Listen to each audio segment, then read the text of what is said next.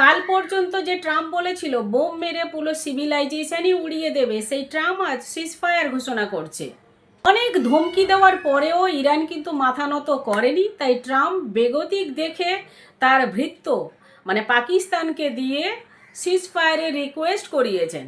মানে এটা বোঝাই যাচ্ছে মানে পাকিস্তান যেটা কপি অ্যান্ড পেস্ট করেছে সেটা কিন্তু ট্রাম্পেরই মেসেজ।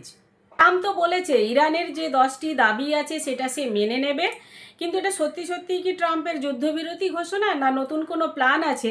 আগে চলুন 10টি পয়েন্ট কি কি রেখেছে ইরান সেটা আগে জেনে নেই।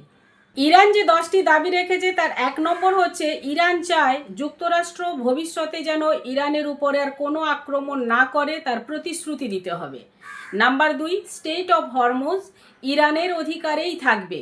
নাম্বার 3, যা যুদ্ধে ক্ষতি হয়েছে সমস্ত ক্ষতিপূরণ আমেরিকাকে দিতে হবে। নাম্বার 4, ইরান তার নিউক্লিয়ার প্রোগ্রাম চালিয়ে যাবে, তাকে বাধা দেওয়া যাবে না। নাম্বার 5, সব ধরনের মার্কিন নিষেধাজ্ঞা ইরানের উপর থেকে তুলে নিতে হবে, তা সে সেকেন্ডারি হোক আর প্রাইমারি হোক।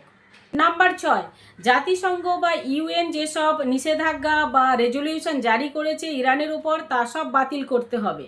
নাম্বার 7, আন্তর্জাতিক পারমাণবিক পর্যবেক্ষণ যেটা ইরানের উপরে করা হচ্ছে, বিশেষ করে ইউএস অ্যান্ড ইসরায়েল করছে, সেটা বন্ধ করতে হবে। নাম্বার 8, মধ্যপ্রাচ্য বা মিডল ইস্ট থেকে সমস্ত আমেরিকান সৈন্য সরিয়ে নিতে হবে। নাম্বার 9, সমস্ত জায়গায় বা সমস্ত অঞ্চলে যে সংঘর্ষ চলছে তা থামাতে হবে, কিন্তু ইসরায়েল বলে দিয়েছে লেবাননের উপরে যে অত্যাচার বা আক্রমণ তারা চালাচ্ছে সেটা কিন্তু কন্টিনিউ করবে।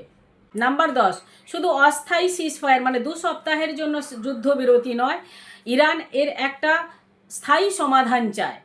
এক কথায় বলতে গেলে ইরান চায় একটা সুস্থ স্বাভাবিক ফিউচার, যাতে আর কেউ তাকে এইভাবে আক্রমণ করতে না পারে।